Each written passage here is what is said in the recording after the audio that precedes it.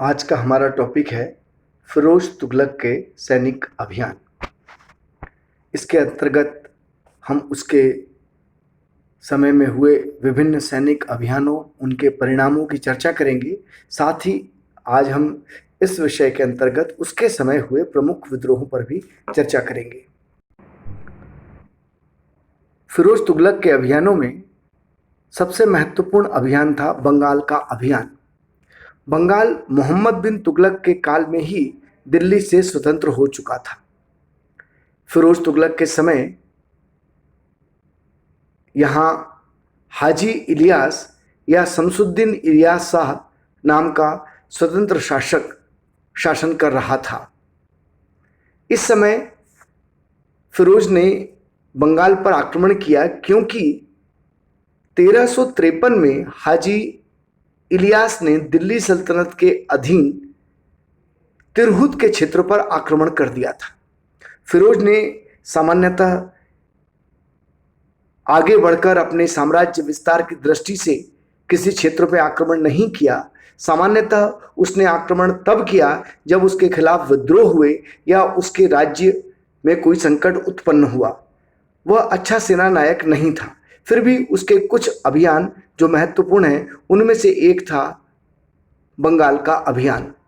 जब दिल्ली सल्तनत के अधिकार क्षेत्र में आने वाले तिरहुत पर बंगाल के शासक हाजी इलियास ने आक्रमण कर दिया, तब विशाल सेना लेकर फिरोज तुगलक बंगाल की ओर गया।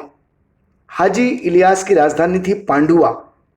जब फिरोज तुगलक ने पांडुआ की ओर आक्रमण किया, तब हाजी इलियास ने पांडुआ को छोड़कर एक महत्वपूर्ण किले, जो कि बहुत शक्तिशाली किला था, इकदला का किला, इस इकदले के किले में शरण दी। फिरोज तुगलक ने इकदला के किले को जीतने का बहुत प्रयास किया, किंतु वह सफल नहीं हो पाया।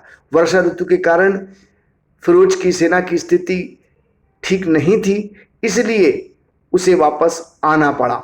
जब फिरोज लौट रहा था, तब उस पर इलियास के सैनिकों ने आक्रमण किया, किंतु शाही सेना ने उसे परास्त कर दिया। किंतु इसमें फिरोज तुगलक की सेना को बहुत नुकसान उठाना पड़ा। इसके बाद पुनः 1359 ईस्वी में फिरोज ने बंगाल पर आक्रमण किया।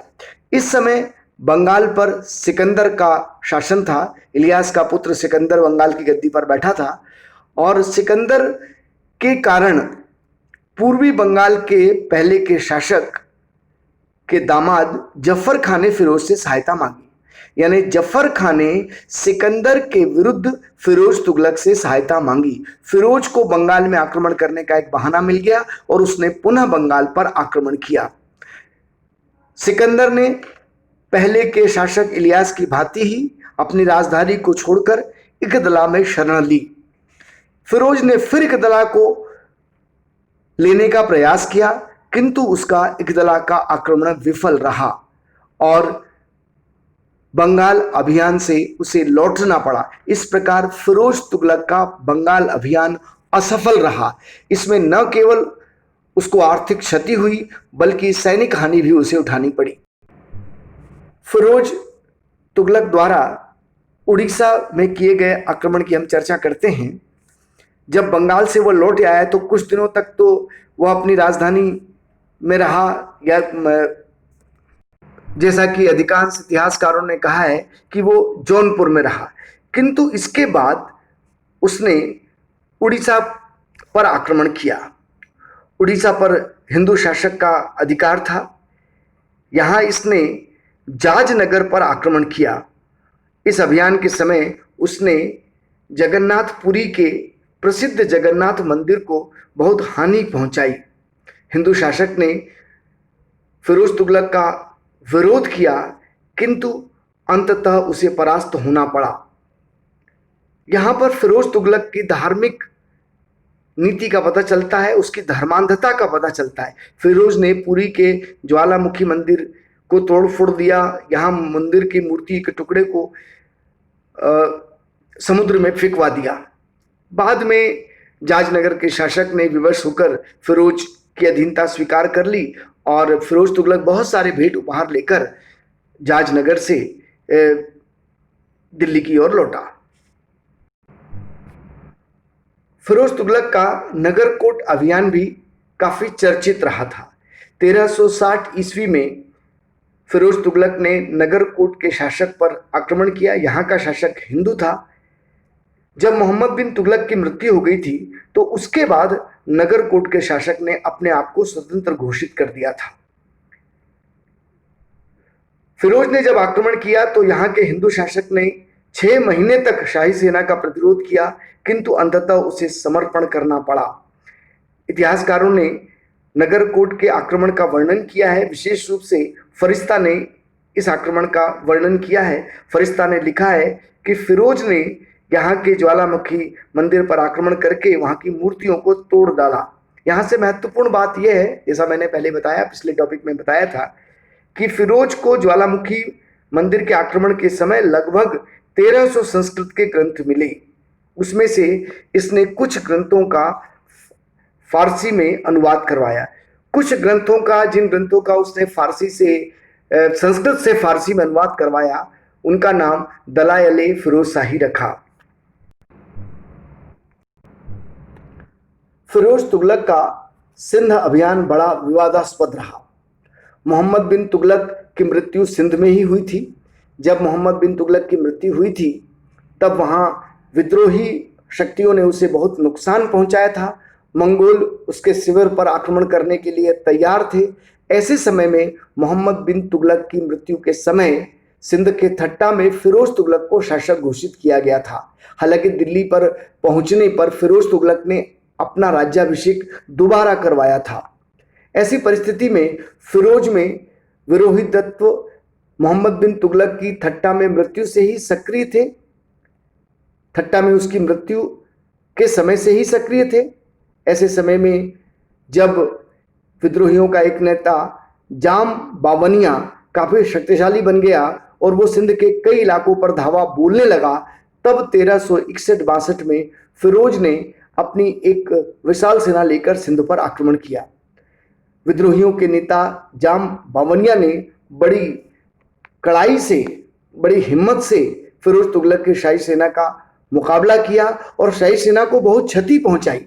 ऐसे में फिरोज तुगलक की स्थिति बहुत खराब हो गई और उसने सहायता प्राप्त करने की दृष्टि से गुजरात की ओर कूच किया।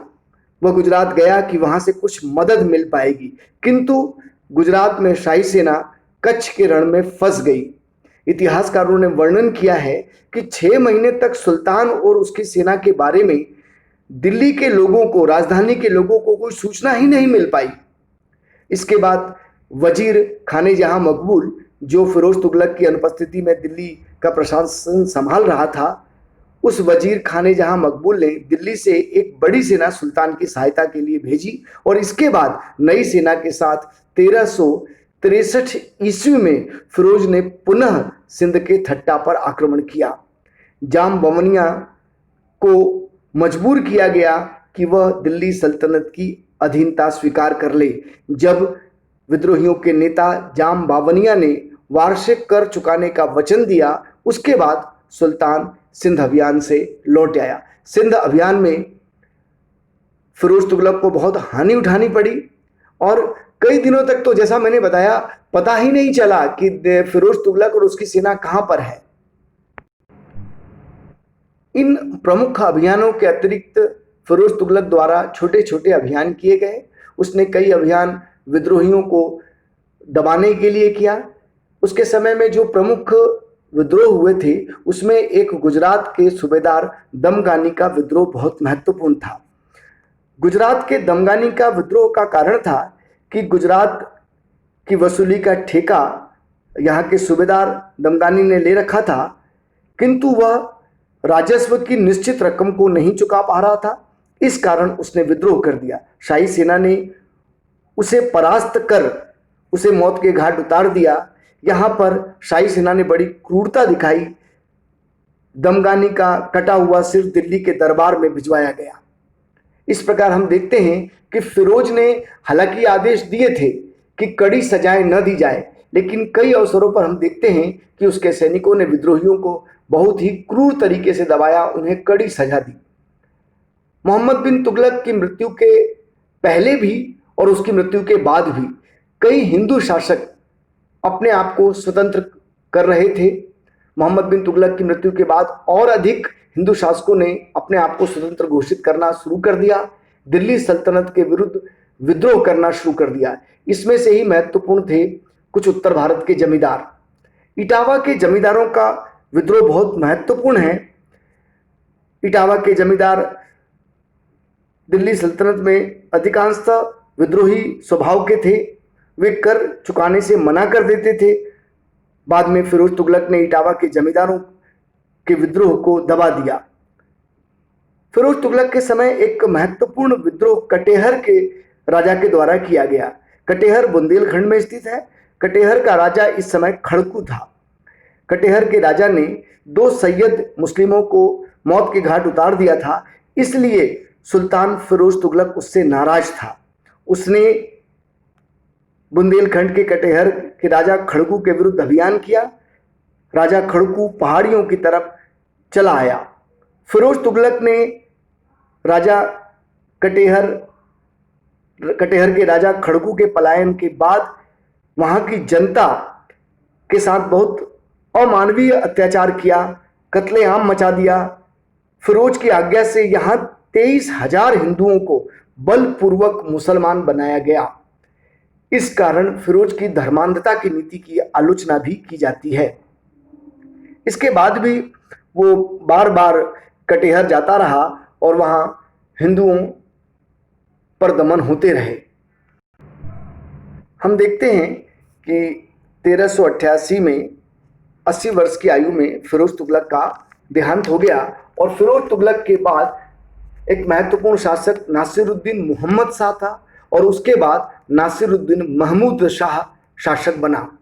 नासिरुद्दीन महमूद शाह के समय ही 1398 ईस्वी में भारत पर तैमूर लंग का आक्रमण हुआ।